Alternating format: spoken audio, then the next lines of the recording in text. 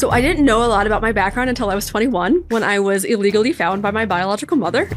So I was adopted by a Jewish family who raised me and she was like, "Hi, I'm your mother." And that's how it all started. Oh my goodness. Yeah. I chose going after what my biological father was, which was an Arab. So I decided to enmesh myself in Arabic culture and on a weekly basis, finding myself in dangerous situations. And everyone asked, like, how did you do that? And I was like, probably had a death wish, honestly. Just didn't want to be Jewish anymore. I wanted to let go of all that guilt. I moved to Jaffa because I was dating a Palestinian man, and to go through the streets in Yerushalayim wasn't safe for him or me. So we moved to Jaffa. Eventually we broke up. And then what did Hashem do? He got me deported from Israel. I had no other choice but to go back to America. They kicked her out for stupid reasons. I mean, they have their reasons. They had my reasons. They thought I was a terrorist. They thought I was drug mule. They thought I was money laundering. They thought a bunch of things. She wasn't.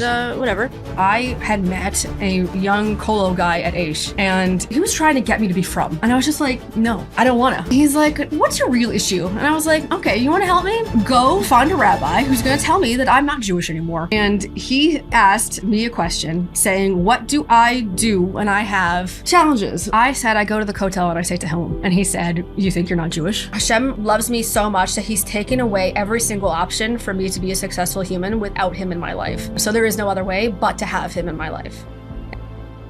Hey, welcome back to the Stories of Hope podcast in our amazing new studio.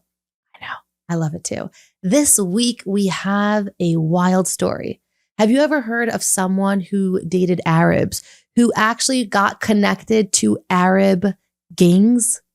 I haven't. And so for the first time ever, we are excited to share the story of Clair and Yitzchok, two individuals from completely different backgrounds who gave up on hope and love. And yet here we are.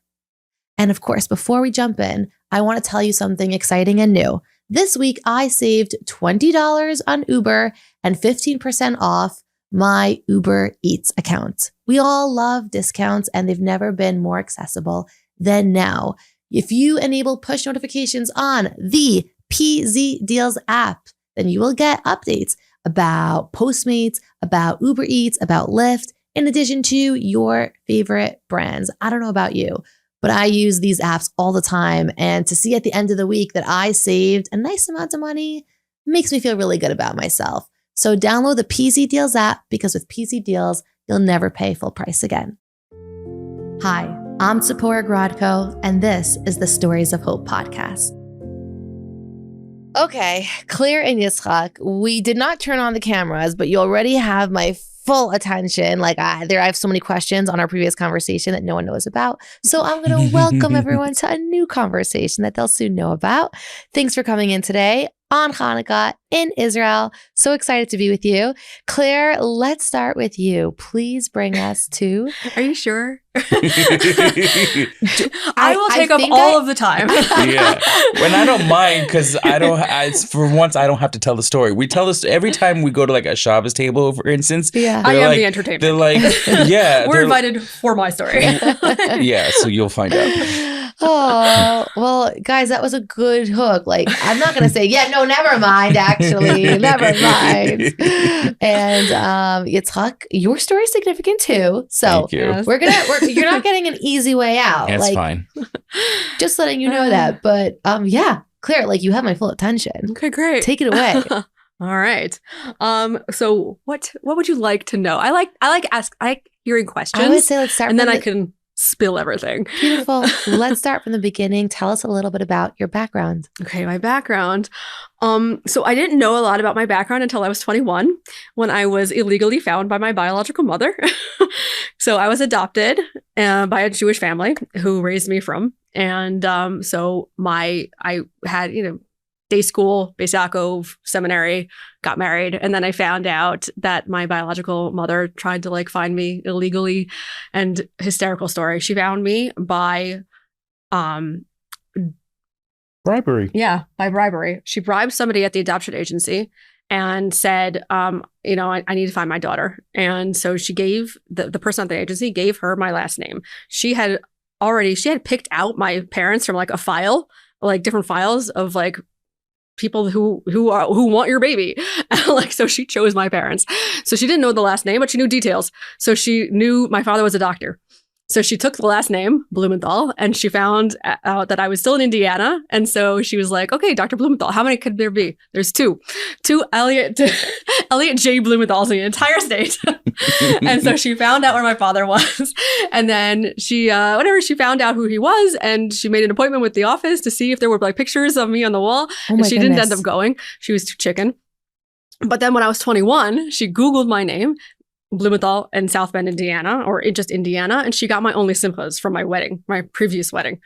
And so she made an account with Only Simchas and sent me an email through Only Simchas to find me. And she was like, hi, I'm your mother. And that's how it all started. Oh my goodness. Yeah. Well, I was like living a peaceful life before that. Did you know you were adopted? Yeah. I always knew. Okay. Yeah, every Friday night, my mother would sit me down and like she would light candles, and my parents became Bala Tshuva like through Chabad a little bit, so I would also light candles, like a candle, starting for age 3, and so it was like a very special time between my mother and I, and she would then sit me down and like read my favorite book to me, and then like we would talk, and like she would say, we love you so much, and you weren't born from my belly, but you were born from our heart. Oh. You need to get her mother on a podcast. My mother's amazing. She's friends with everybody and everywhere. Yes. But yeah, so I always knew. And then I had struggles growing up, like a lot of identity issues and like trying to like find my place. And I was bullied as a child. Oh. And yeah, but that is so very much in the past now. Wow. And were you Orthodox when you were living in South Bend, Indiana? Yeah. There's an Orthodox Jewish community there? There was and there is today, yes. There's a yeshiva. Yeah, there was a yeshiva. With like 12 people or more? Yeah. Oh, like 12. Yeah. At the time, now I had it's 4 girls in my class. Okay. And I graduated high school in the Beis Yaakov there on my own. Like I skipped a grade, and it was like that everybody else in that grade had gone away to high school. So I was the only one. So I had like gone back a grade and then just like kind of, did homeschooling to like get back into like the right age group to go to seminary with. So I had my graduation was by myself. It was just me up there on the podium. Oh my goodness. You were valedictorian and salutatorian. Yes. 100%. Although I flunked everything. So they let me pass out of pure grace. Yeah, they wanted a graduating class. You had to graduate. Oh my goodness. What a beginning. Yeah. What a beginning. Mm-hmm. Okay. Thank you for sharing that. Yeah. And you said at 21 you got married? No, I got married at 19. Got married at 19. To a Chassidish man. Mm-hmm. Big mistake. Don't do that. For those in the know. But no, it was really very stupid. We were 2 young, immature teenagers who had no self-worth whatsoever. And we just kind of clung on to that. Oh, someone likes me. Someone will talk to me. Someone's there. And it wasn't a shidduch. They found each other. No, it wasn't a shidduch. We met on the street and through mutual friends. So that was that. And we told our parents, and obviously no one was happy. But he kind of fought for me and was like, "No, too bad. This is who I want to get married to. So we're getting married." And that's what happened. Mm-hmm. And we were married for 6 years. And then we got divorced. It's like when it's your first time doing something and you're so young, you really think you know. You don't know. There's no way you could possibly know that you don't know, because you know all you know, not to be all Dr. Susie. So it makes sense in that moment to think like, no, I know with full confidence in this moment, this is the right choice, because in that moment, it did feel like the right choice. And the hardest lessons to learn are the ones we make ourselves, the ones we learn from ourselves. So just because it didn't lead to the outcome we wanted doesn't mean like it was anything we could have avoided. It was life experience. Yeah. Well, thank you for sharing. Sharing. I'll pause you here. Yitzchok, tell us a little bit about your background. So I grew up in a conservative, religiously family in the U.S. Went through public school, high school, and beyond, university, and everything. I was always kind of inside, like spiritually connected, but not like through religious observance, just like believing in God. We grew up in one of these families. We did Pesach Zidarim and lit the menorah and Rosh Hashanah Yom Kippur. That was about it. Then I, through various connections, actually through a young woman I was dating at the time, went through a major career program in Los Angeles, post university. So I went to the George Washington University for university in DC, made my way out to LA. The joke always is, how'd you make it out to LA? I said, my mother said no. So I said, let's go. So I made it to LA, went through a kiruv program, did a trip to Israel, started keeping Shabbos. Everything was great. Then eventually made my way to Yeshiva's Or Sameach, 2013. In Israel? Yeah, here in Yerushalayim, down the street. And I've been in Israel ever since. Whoa. Yeah. Whoa. Minus my trip to find this one in America. Other than that, I've been here. Whoa. Okay. Yeah. So tell me a little bit of what your dating experience was like as you become religious. You're in Or Sameach.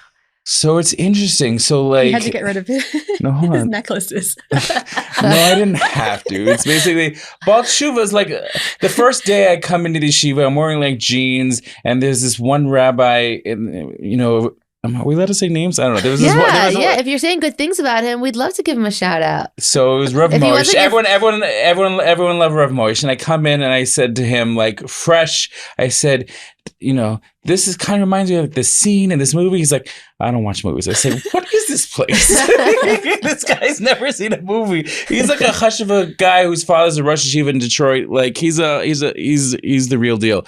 But we all love him. But so I joined Or Sameach.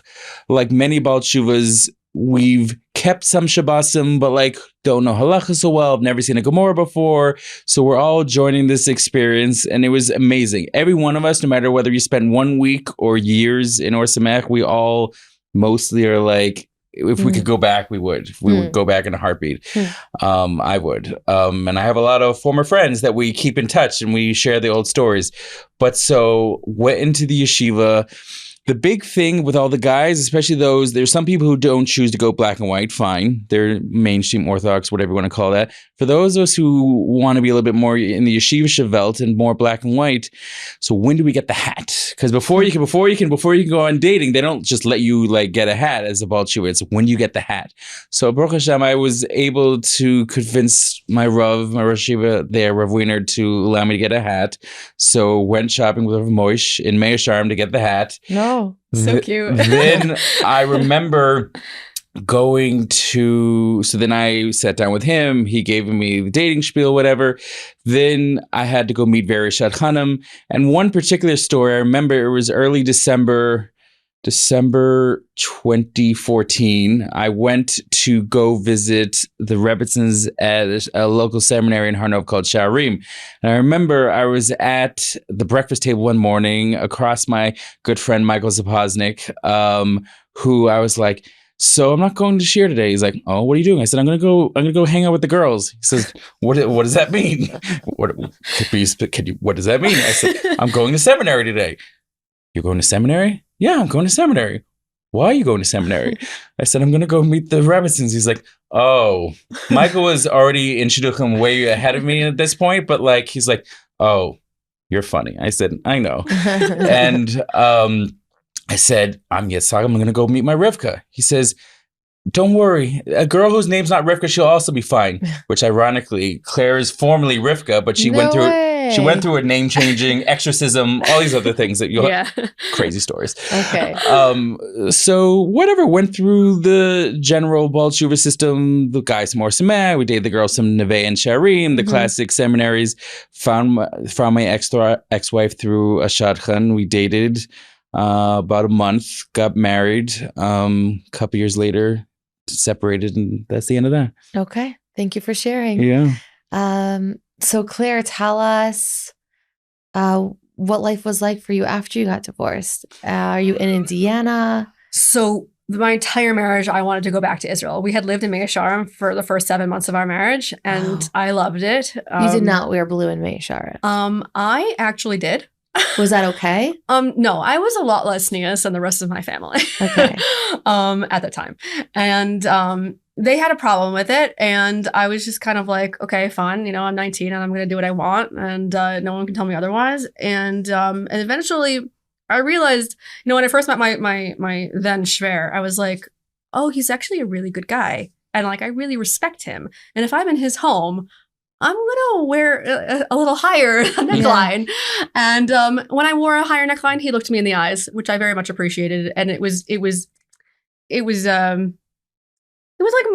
an emotional thing. Like he respected me. Yeah. It was like a level of respect that I was just like, oh, nice. Thank you. Like for trusting me with that. You know what I mean? So my skirts got longer and my necklines got higher and yeah. And so there was that. And then, so I was like, oh, I need to go back to Israel as soon as possible. We need to find a way to go. I was looking for jobs for my ex-husband every single day to go back to Israel because I was like, I don't like it here. We were living in Chicago at the time, across the street from his parents. And I was just like, this is not the thing. So I spent my days literally just davening. I said to Hillel, I said Shira Shirim, I said like everything that you can say like on a daily basis, like like the 40-day thing. I was like, I'll do that. So I spent most of my day doing that, and I like that's like the lengths that I was going like to get back. I was like, whatever I have to do. So I got divorced. I went to New York. My father was in hospice, and so he was on his way out. And I was like, okay, I've got to go say goodbye to my father, go get my last bracha, and then I have to go back to Israel. Like there was no other option. So that's what I did. I stayed in New York for like a week, 2 weeks, and I said goodbye to my family. And I was like, okay, see you on the other side. Like I'll see you at the funeral. And yeah, and then my father passed away Shavas B'Tammuz. So this was ER, and then Shavas B'Tammuz, he passed away, and my family all came to Israel to bury him. And then after that, I had extreme identity crisis, full on. I didn't know who I was. I didn't know what I was doing. My father was a very holy man, and the way that he just made like the most simple things into the holiest thing you could possibly be around was just like I had friends, like neighborhood like kids would be like, oh, Dr. Blumenthal wants us to go to that shiur. We gotta respect him. We gotta honor that and go. Like he was the one who was getting everybody to go to the Chavetz Chaim Foundation like video on Tisha B'Av. Nobody wanted to get up. Like he had that kind of like role model status for like literally everybody. His davening was like out of this world. Everybody knew Dr. Blumenthal was gonna be there an hour after shul was let out. He sounds like a legend. Oh, he was. I really love to write a book about him as well. It's on my list of books to write in the future. But like also Shabbos was also a huge thing. He would give brachos that were like so epic that like they would go on forever.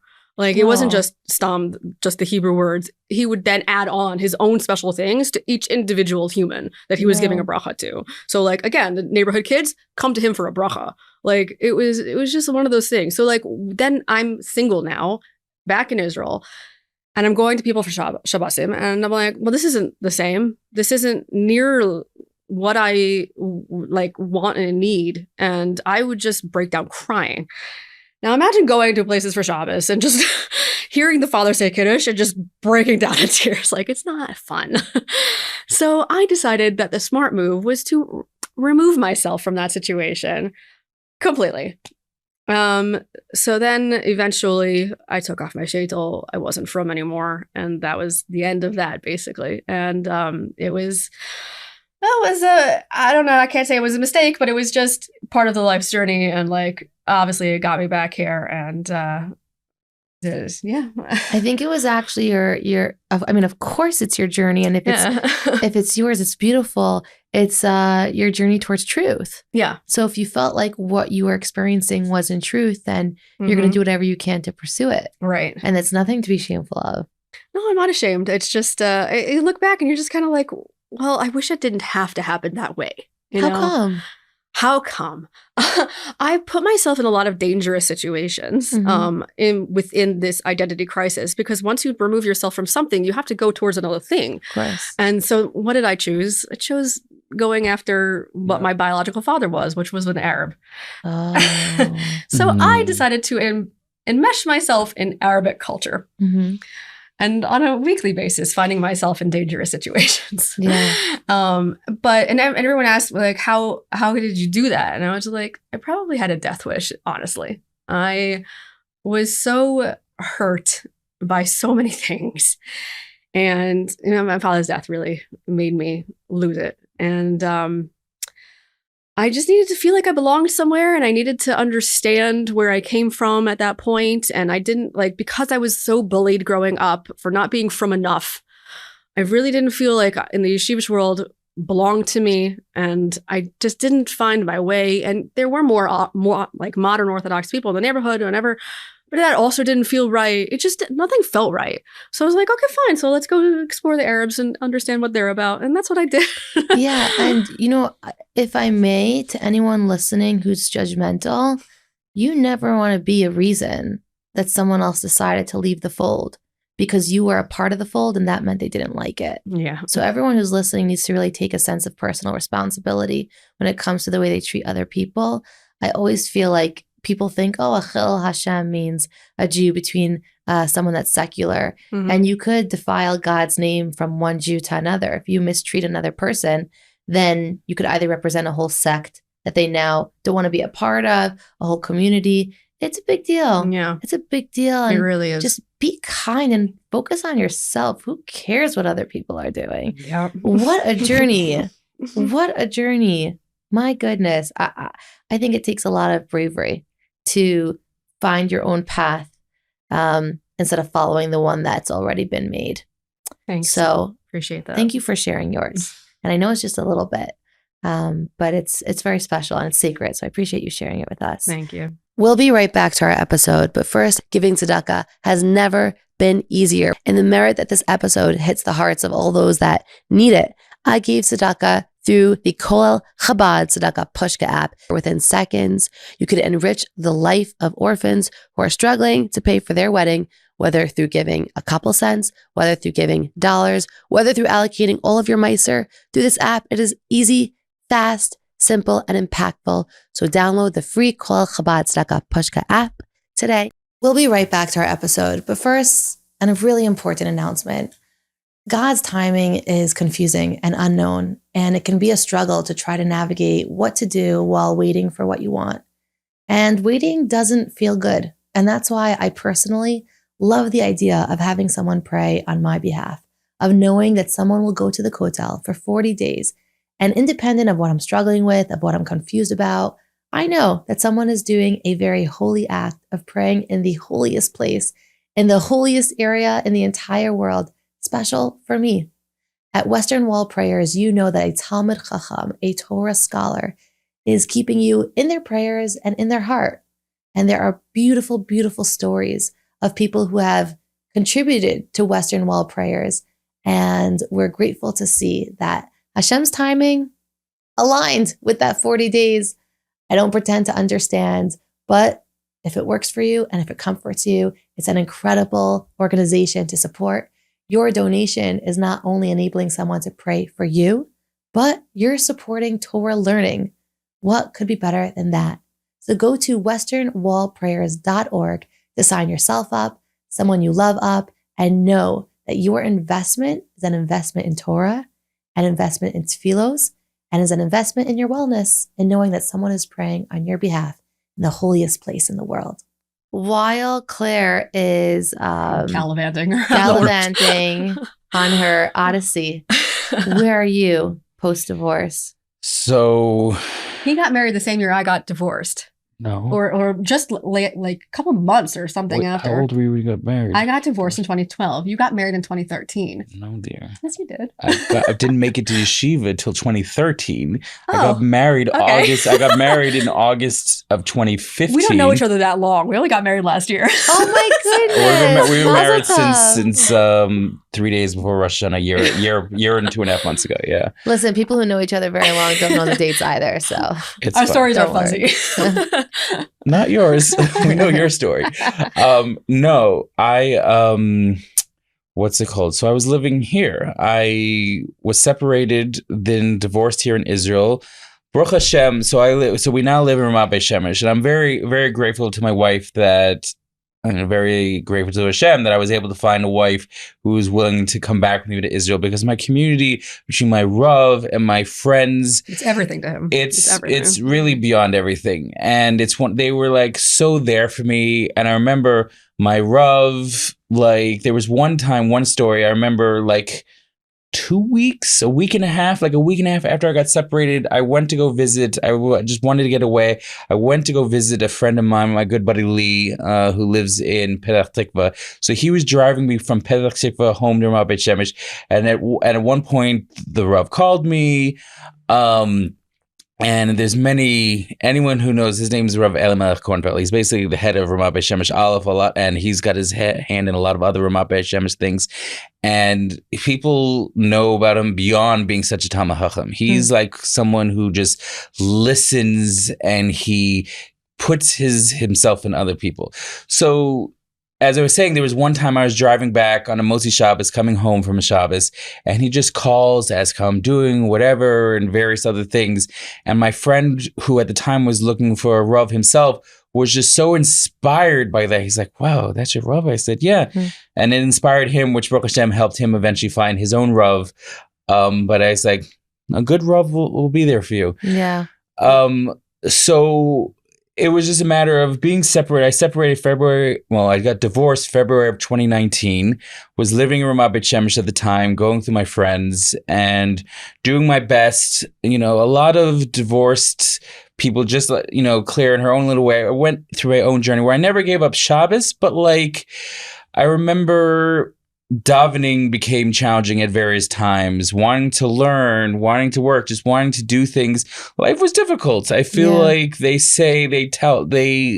been told that in the older single category, the men we decompose. Like they say that you decompose, versus the women just somehow they pick themselves up and they grow. And the men really, you know, it's bana chazal. Men really need a wife to help them continue growing.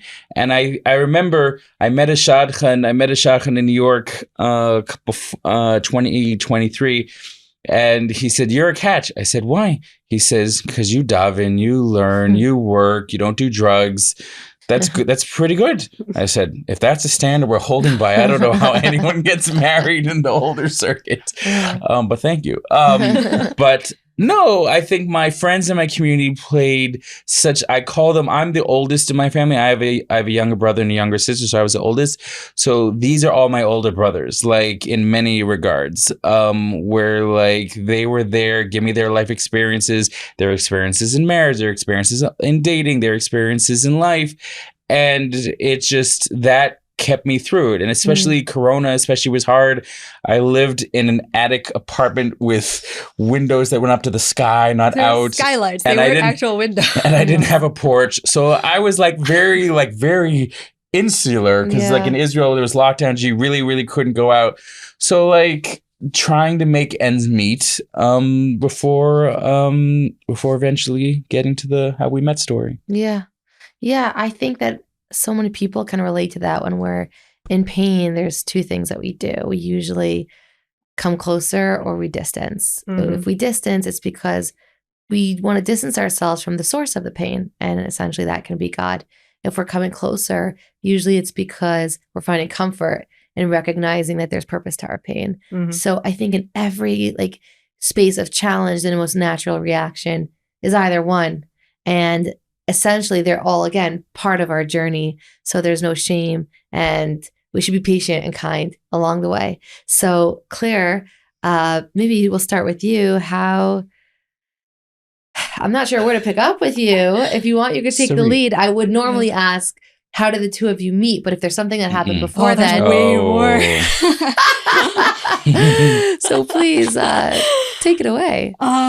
So one of the things that I used to do weekly during this time period of unrest was go get my nails done. And I used to go all the way to Har Nof. I was living in East Jerusalem. I would go to Har Nof to my Bukharian, Sephardi nails woman. And she's just amazing. And every week, she'd be like, "So how's it going? Are you okay?" And I would tell her what was going on that week. And she'd be like, "You know, there's something wrong with you, right?" And I'd be like, Yeah, probably. And, she's all spiritual and woohoo and all of that. So I was like, all right, well, so I was saying these things, but I'm not actually going to do anything about this because what I came from was just so Ashkenaz and like so like black and white. And I just couldn't, I was not spiritual in any way, shape, or form. And so she kept saying, like, you really, like, there's this woman, this healer that you need to go talk to. And I was like, yeah, okay, fine, sure. Years went by before I actually went to go talk to her. And then when I did, it changed my life. And it's the best thing that I've ever done. And so shout out to Sarit Cher, who she eventually, after we got married, she has brought me to Sarit, and I've realized that she's actually the real deal. No, she's legit. What kind of healer is she? She has Ruach HaKodesh. I don't know. She has Ruach HaKodesh. It's like ridiculous. She has done things and said the first time meeting both of us, she told us things that we did not told her.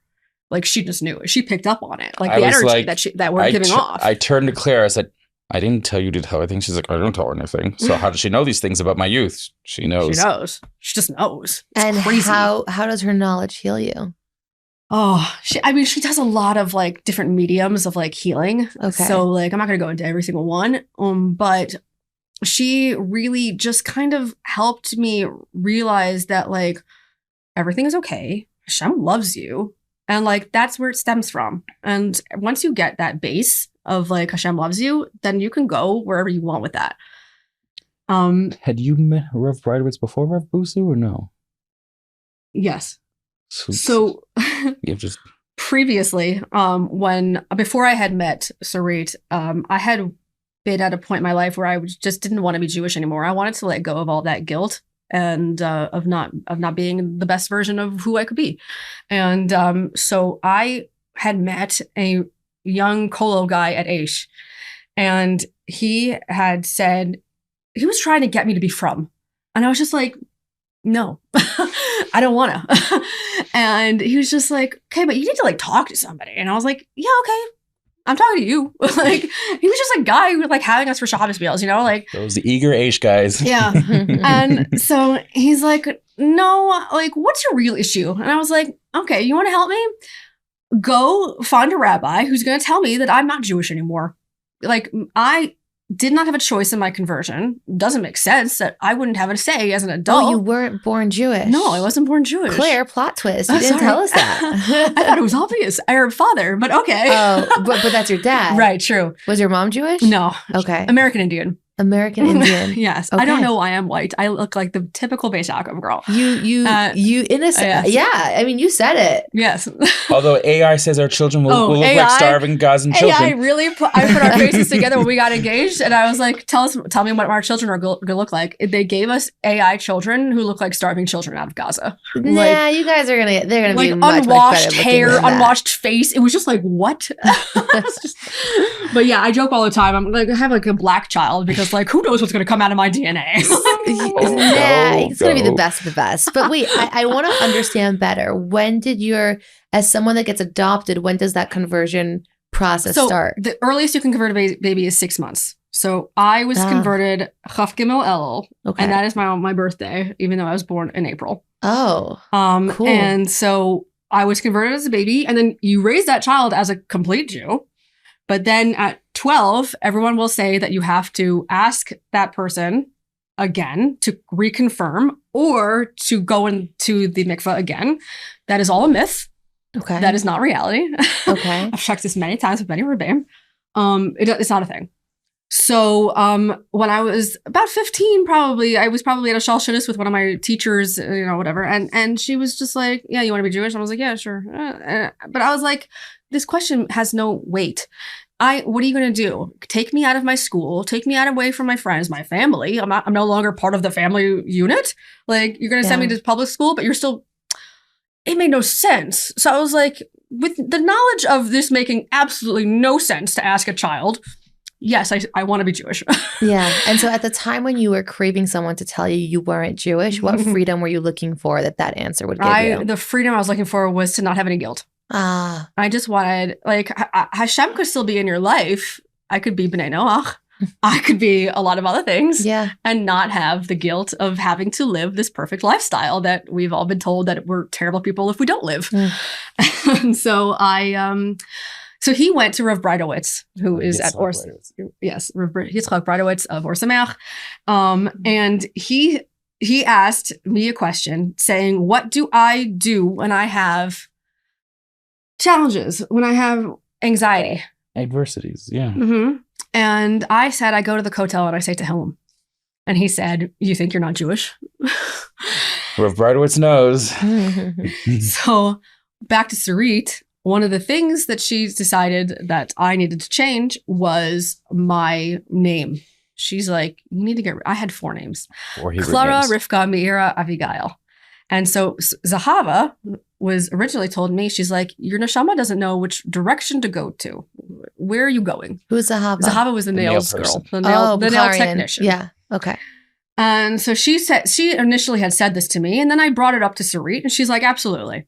And she's like, you definitely need to change your names because your soul doesn't know which way to go. She closes her eyes, looks in the Shemayim, and pops out an answer. This is what... Yeah, that's sweet.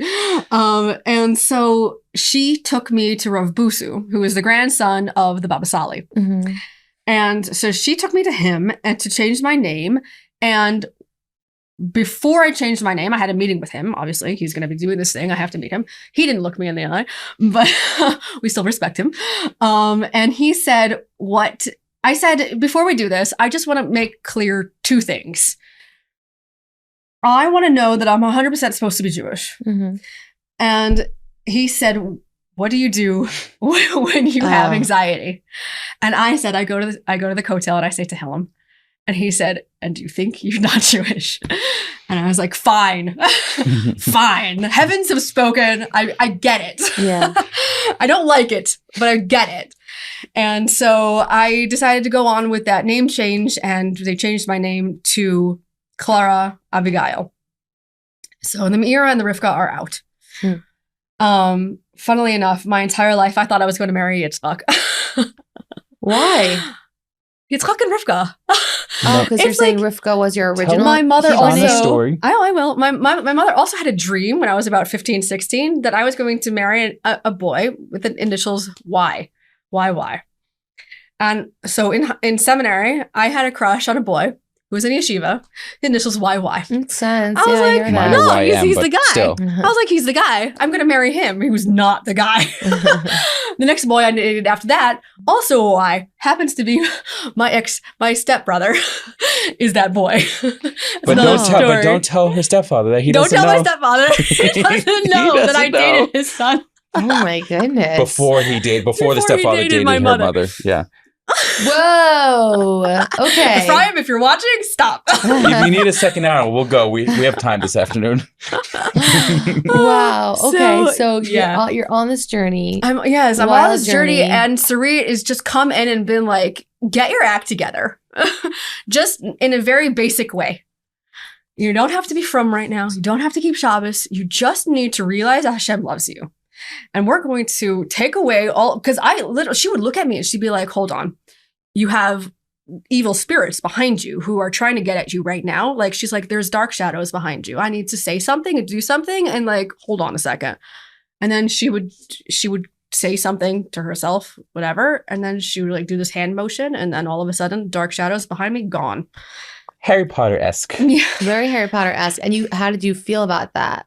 Oh, I loved it. Did you feel different? First of all, I thrive off of being different. Okay. So being different, for her to tell me I'm different was like a validation of like, yes, I am special. Thank you. Yeah. Like, how many people are actually having like dark shadows behind them because they're so holy? Like, right. I am so holy that like, no, I hear you. Like the Satan wants to take me down. Like, personally. It's very validating, I would imagine, if you feel like something's holding you back and someone says, 100%. Yeah, there's dark shadows. No, gonna, like, because it's not my fault. It's not my fault. Right. All of a sudden, she's telling me that Satan wants to take you down. And he's sending dark things. Shade him. Yes. To take you out. Like she said so many times, I could have died. And I didn't die. The first time she said that I needed to can I say this on the thing? You could try, and then we could take it out if it's not appropriate. Okay, fine. She told me I needed to be celibate. Yeah. And that if I wasn't celibate, then I was going to die. And so from then, that moment forth, I was celibate. And she's like, if you hadn't done that, you would have been gone. Hashem would have taken you out. Like, he would have taken you out of this world if you hadn't done this. She also told me that I was having like, I was basically manifesting a fear that I had of being taken out by an Arab. I had this thing, like I was very apologist for the Palestinians. Like I was not like, I was just like, okay, so they're here. So like they're humans, right? So like, I'm just like, I'm sorry for your plight. And I didn't know what to do with it. And I was just like, yeah, I know on a deeper level, you hate me just because I'm Jewish. And I get that, but like, I'm trying to ignore that. So like, I would just like have these scenes in my head run over and over and over again where I'm just like being stabbed by a Palestinian who just comes up behind me. And my last words are in Arabic saying, but I'm Arab. You don't know who I am. I wonder where your neshama has been. Oh, it's been everywhere. Sarit has told me where it's been. Wow. So she's like, you need to stop manifesting that. Because what are you doing? Stop it. So I had to rewire my brain, and she helps me rewire. And yeah.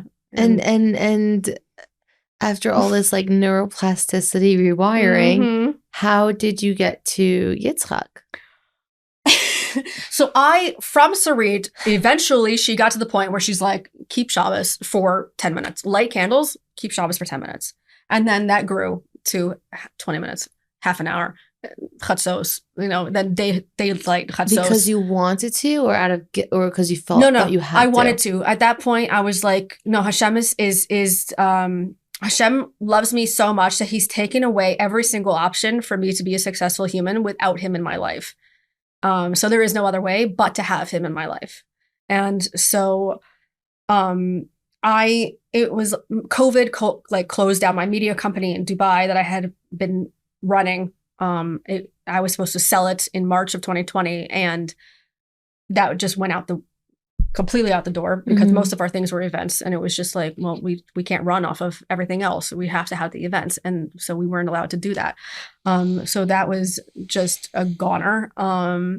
And what else? Miami. Why did you end up in Miami, dear? Sarit told me to go to Miami. Oh, so for years telling me to go to Miami because I'm going to meet my husband in Miami. And I kept saying, I'm not going to Miami. I don't want to go to Miami. My mother happens to live in Miami, but I was like, I'm not going to go live at home with my mother. Also such a random thing to hear as you're living in Israel. Yeah.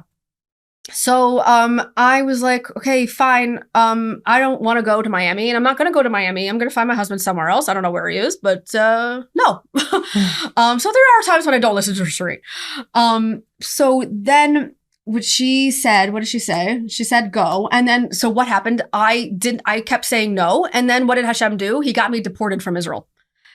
I had no other choice but to go back to America. Kicked her out. Yeah, for stupid reasons. Yeah, I mean, they have their reasons. They had my reasons. They thought I was a terrorist. They thought I was drug mule. They thought I was money laundering. They thought a bunch of things. She wasn't. Whatever. She just met a lot of Arabs in lots of bad places. I knew a lot of terrorists. I knew a lot of people. Are you serious? Yeah. You knew a lot of terrorists? Yeah. She had tea. The tea with terrorists is she had tea with Mahmoud Abbas's bodyguard in Bethlehem. Can you expand? Yeah, but you don't. Is it not safe for you? No, it's 100% safe. 100% at this safe. point. 100% safe. No, I've asked lawyers. It's fine. So I became friends. I was the first Jew to be accepted into a Palestinian university, and from there, the Palestinian university happens to be in Jerusalem. It's across the street from the New Gate. It's called Notre Dame. It's run by the Swedish Church, and it's run by the Christians for the Muslim community. So I got accepted there, and I said, hi, I went to the dean, and I was like, hi, I'm Arab, and I want to go to your school. I don't speak any Arabic. Is that okay? And they're like, yeah, fine. So he looked at my passport. He's like, you were Jewish. And I was like, yeah, but my father's Arab. And he's like, okay. So I just told him the Arabic name. Because in Islam, in Judaism, we go based on the mother. In Islam, they go based on the father. Well, on the father. Oh. So I'm a Muslim to Muslims. And during this process, you're not affiliated? I'm not affiliated with anything. Okay. And so from there, I went to the old city where I spoke to every single shopkeeper in the old city to understand their story, their culture, their history. Okay. Also another book that I was planning on writing, didn't ever get written. But then from that, I went, not yet. Well, I would have to go back, and I really don't want to go back. I go through the old city now. Everybody knows me. I walk to the hotel. Everybody knows me. I try not to go through the Arab Shuk anymore because everybody knows me. Wow.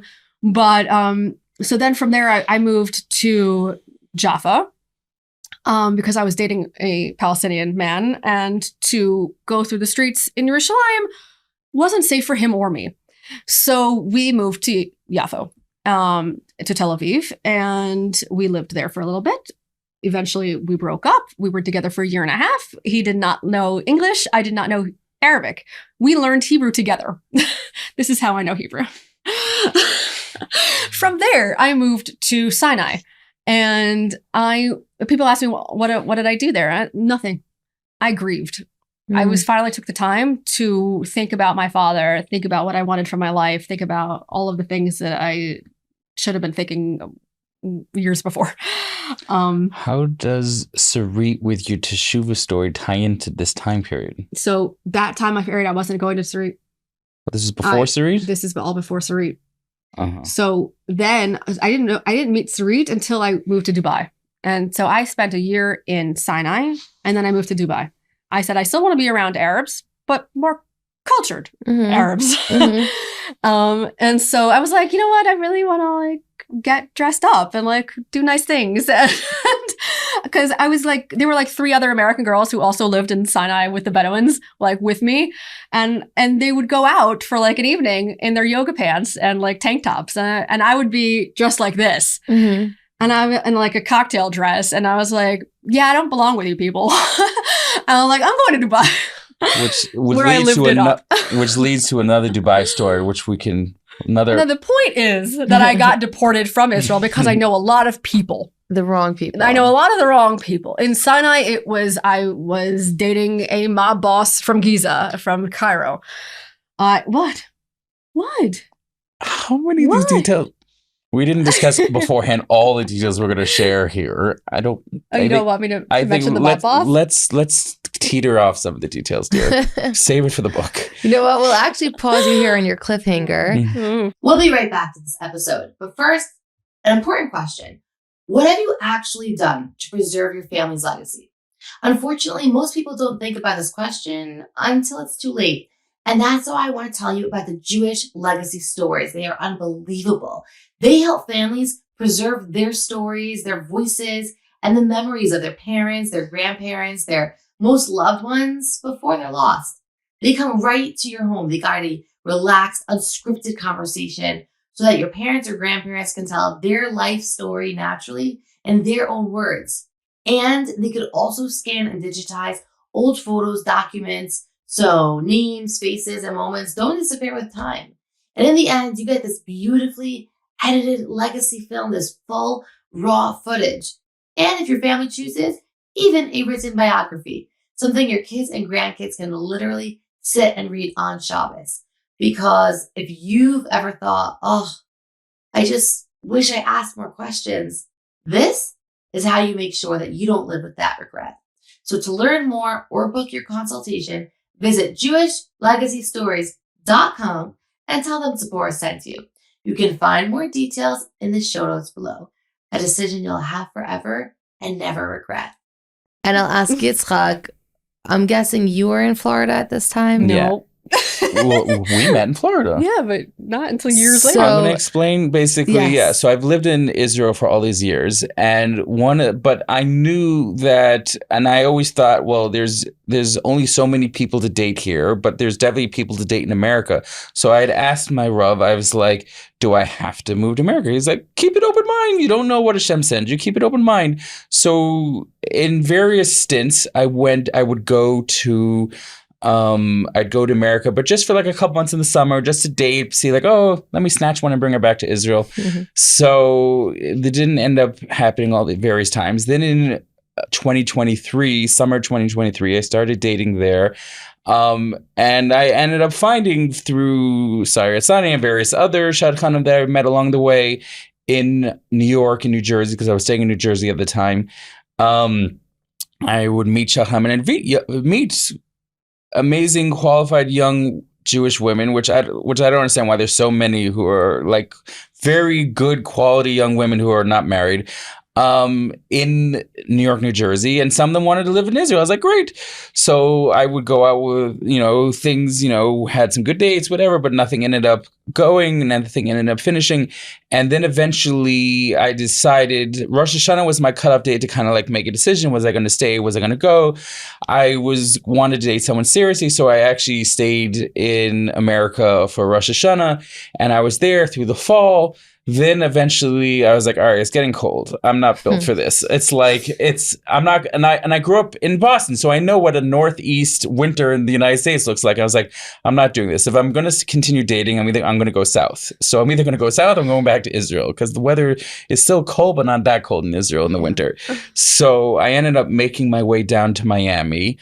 Now, it depends. Now it starts to get into the how we met story. Do you want to go with that, or do you want to do other details? Hold on. So I was given no choice but to go to Miami. Okay. So this is where this comes in. Got it. So basically, I was living in Miami for a little bit. I was very unhappy about it. I kept thinking, oh, what if, I wish I should have, whatever.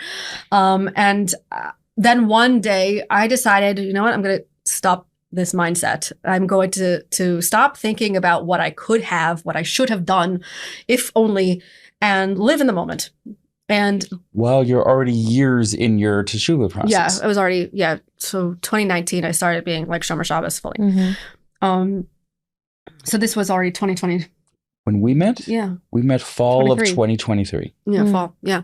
So I was trying to be grateful every day. I was trying to do the things that I needed to do and repair the relationships in my life. And it was a lot of hard work. And so I decided one of the things about who I wanted to be was I wanted to have a large social group. And so I decided that we're going to gather around all of the singles above 30 in the North Miami Beach area. And we're going to get together every Friday night and once a month have a kumzitz. And we hosted it jointly with a friend of mine, the Sima. And she became a shadchan. She wanted to like help everybody. It was like amazing. It was like a great like energy and like just a great vibe. None of us were for each other, but at least we tried. And we tried to, we were there for each other in each other's dating situations. Yeah. So one of the girls started dating somebody. And so we were like, oh, great. One of us is finally going to be happy. You need to invite him to our Shabbos meal. And so basically, I was dating someone. So basically, at the time that Claire and I first met, so I was dating someone, Claire was dating someone else. So fine, we're separate people. We're at this major joint Shabbos table, men down here, women down here, whatever. It just so turns out, because as you've met from us, nothing is short of a story. The last 3 women I ever dated were at the Shabbos table. It was the young woman at the time I was dating who was next to me, Claire across from me, who I didn't know yet, my story with Claire. And to the left of Claire was this other young woman who I had met previously while I was up in New Jersey. We had done video dating for a little bit. We never actually met in person. Lo and behold, I didn't realize that she actually lived in this community. And there she was. So that was like a small Jewish world. Yeah. It's crazy. And so this was like... Especially older singles. And everyone knows everybody. And so this was like kind of awkward for me because like I had met her via video, but I had never met her in person, whatever. And then she was there, and I'm next to the person I'm currently dating, whatever. So we're all friends. The 3 of us are friends. So yeah. it was just... He was just uncomfortable. I was very uncomfortable. Sounds mad awkward. Yeah. And then Claire turns to me. She's like, I like yelled across the table at a silent moment. I was like, you look like you need a drink. she did. And I've asked her, and I accepted this drink, and I've asked her much time later, like, especially when we're married, I was like, so I had not accepted this drink. Would you have gone out with me? No. She's like, no, you need to be cool. I was like, not really? cool. Just relax. Like, chill.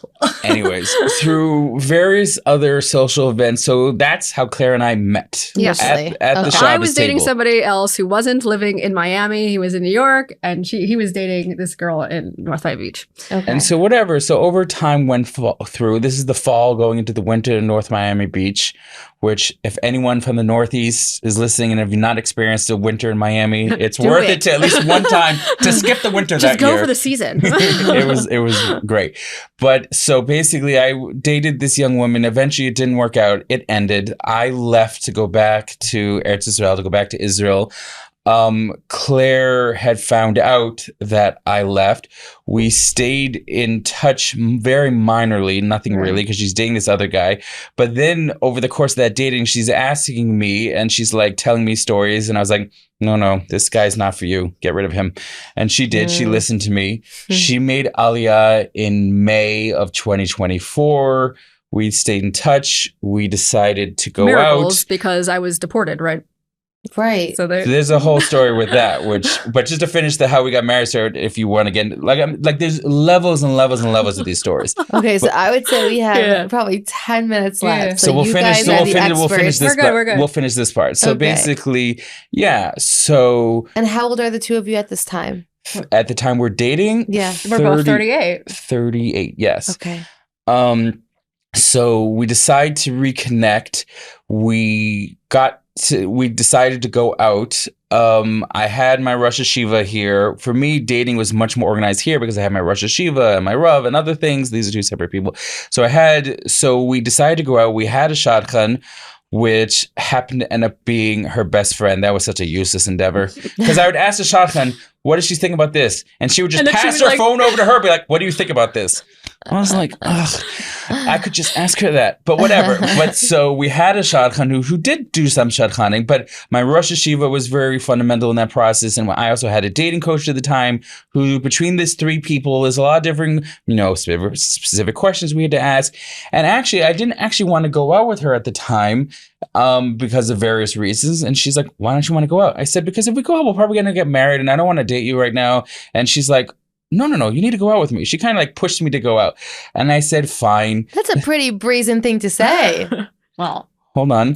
And no, because we had met each other in multiple Yeah. minor but multiple social We had settings seen in each other. Miami. So we had known that Like, we knew there was basis of, some like, who this human is. social connection could Okay. potentially happen through this. Yeah. We had to figure out hashkafically and other things. so I was identifying basically as Dati Lumi at that point. I was still wearing short sleeves. I was still wearing a little bit of short skirts. And he was like, oh, hello, look at him. I can't marry this guy. So when I'm black. I'm wearing a black hat you're- and davening every day. yeah. Yeah. So everyone was coming to me being like, what are you doing? Like, this is the Haredi of Haredi. Like, what are you doing? I'm And I was American just like, mischievous. I'm not so whatever. Haredi, but and So so we don't do labels here. yeah, that's good. It'll get kicked out So- of the audio. basically I kept saying, okay, so I'm going to turn down a good man because I have to wear stockings on Shabbos. Mm. Like, it didn't make sense. And I was just like, That I'm was going to choose the guy And that over was something so petty with my relationship with God. And Like, that was also part of my calculation. I'm like, you're not holding where I'm holding. She's like, yeah, I'm growing. I want to actually get back to the Beis Yaakov roots that I came from, so it's fine. So, like, we had to have that conversation. Long story short, we had one date. We ended up dating for a couple weeks, but we had one first date. She wanted to date for 3 months. I said, no, we're not dating for 3 months. I said, this is going to be quick or not at all. 3 She months said, is quick. no. No. So she's like, fine. She's What like, number did you have in mind? hold on. She's like, I want 3 months. I said, how about 2? Let's compromise at 2. She says, okay. Then, and I said, because I told her after the first day, I said, you know, we're going to get remarried, right? She's like, Probably, but let's just do this. The connection was real. Like when people find their one, like we have so many dating stories that we didn't even cover in this one podcast. You're just gonna have to call us back, and we're just gonna go over all the dating stories, and I could write a book about that. But it's one of those things where, so at the end of the first day, I was like, whatever, fine. So we went out a whole bunch for 2 weeks. I ended up getting her down from 2 months to 1 month. Then I was like, all right, well, how about 3 weeks? So eventually we got engaged after 2 like weeks. 10 days, I'm in Tel Aviv for the day, and he calls me. He's like, hey, I just spoke to my Rosh Hashiva. Do you want to get engaged on Sunday? And this was a Wednesday. I was like, we're only a week and a half into this. And I was like, I don't remember this. I was like, okay. I was like, all right, fine. We can remember that, but he's a planner. Okay. and yes. And so he needed everybody who loves and cares about him to be at our L'chaim. Yeah. So he's like, we need to tell people in advance that they need to be available to come to this L'chaim because everyone's going to want to be there. And I was like, honey, a L'chaim and a Vort are two different things. We can have both. No, we like to have a good time at all of our events. It's a party at our house every time. Oh Making boy. events. So after 10 dates, you got engaged. It wasn't 10 It dates. was 2 weeks. It was 2 weeks. It was 2 weeks. I don't know how many dates it was. Okay. We It was saw each 2 other weeks. every single day except Wait. for one day. My Rosh Hashiva I doesn't don't know tell the that. Rosh Hashiva though. I hope he doesn't. He's not watching this. He doesn't have time for this. You don't Sorry. know. No, Anyways, it's all good. It's all good. there are rules. Anyways, there were rules. But we're older singles. So we flex the rules a little bit. We are older singles and nothing applies to us. Okay. We were in constant contact with the Rosh Hashiva and the dating coach and making sure that we were abiding by the majority of the stuff. Yeah. But yeah, so 2 weeks and we got engaged 2 or 3 days, I think, before Shabbos Abba Tammuz. And then we got married 2+ months later, 3 days before Rosh Hashanah. And we did that on purpose because we wanted to force all the family to come here and stay for the Yom Nerayim. So we chose that date. Yes, but Iran, of course, decided to attack us, and my brother and his family couldn't make it. So my brother had to make So he came alone. Yeah, he came alone, but which is also a story in its own right. Yeah. As you can see, basically nothing we do is a story. But long and short of it, the one question certain friends asked during engagement, they've heard her story. They're like, "You lived a very interesting life. Living here in Israel is going to be boring." And she's like, "I'm ready for boring. Boring is okay." Oh, where in Israel do you live? Ramat Beit Shemesh. Ramat Beit Shemesh. Pretty boring. It's not. Stable is the word that Stable, commentators use. Yes. Stable. It's That's a fine. healthy term. Yeah. What a journey. And you've been married for a year. A little over a year and a quarter, yeah. A little over a year and a quarter. Mm. Unbelievable. Wow. Unbelievable. It's like both of your individual journeys led you to obviously one another. And you couldn't find one another if you didn't venture out on your individual But journeys. the irony of the irony is Sarit, who we had mentioned previously before, which we forgot to mention, said you're going to meet your guy and husband, your husband in Miami. She and I both left Miami for Israel, not married, but she found her husband. I met my husband in Miami. Miami. She said, "I'm going to meet him in Miami." Somehow Sarit just She knows. she her Ruach HaKodesh, she knows.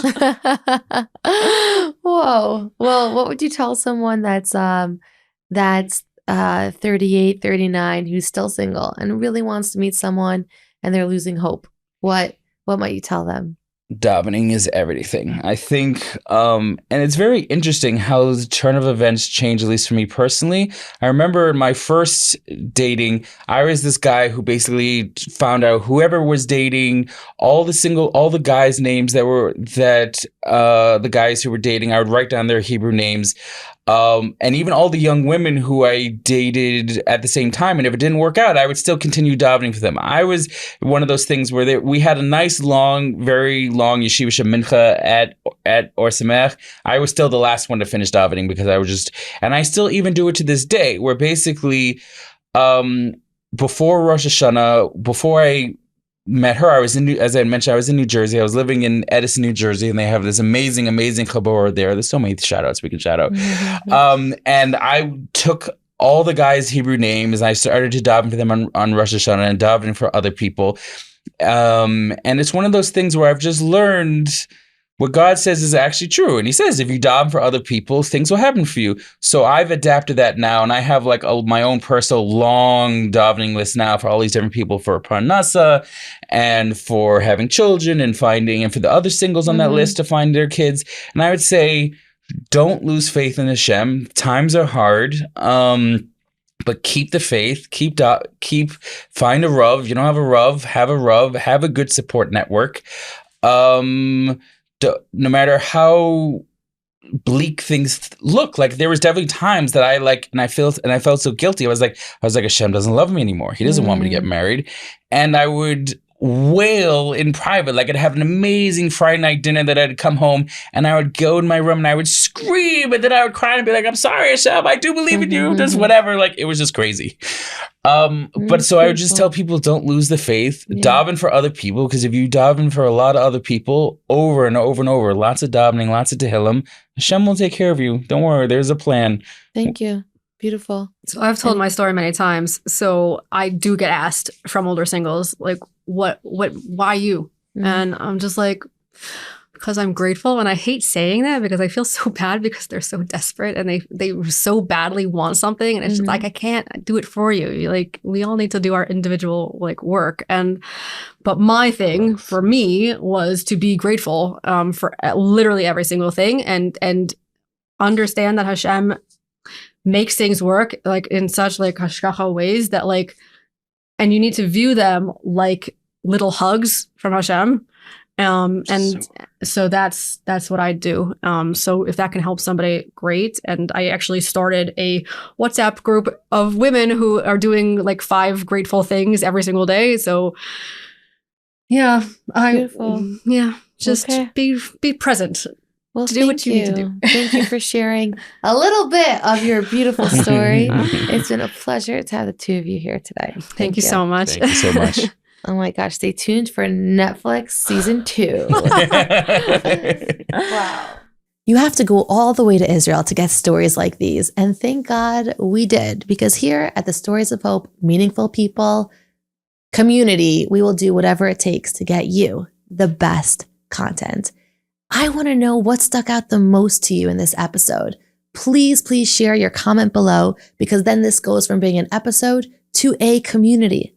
And speaking of communities, if you're a part of the Plus family, then you know that everything we do is to bring more engagement and connection. And if you're not, but love that idea, then please join. This upcoming week, we're going to be dropping an episode that I guarantee you've never, ever heard anything like it. And it's special for our community members. We also have our lives where we welcome personal engagement. I get to meet you. We connect, we talk. You have people literally from Palo Alto, Switzerland, Israel to random Texas and Montana. It's super cool. And we're all connected and we're all part of the Jewish family. So if you want to know more about Plus, you can reach out at soh@meaningfulminute.org, or very easily right now, type in www.soh.plus to become a member today. And what being a member does is it gives you access not just to upcoming goodies, but everything from our previous history with your favorite content creators. And I would love to meet you. So when you sign up, please let me know, send me a private message and introduce who you are so that we can be friends. Otherwise, thanks for being here. I'll see you next week.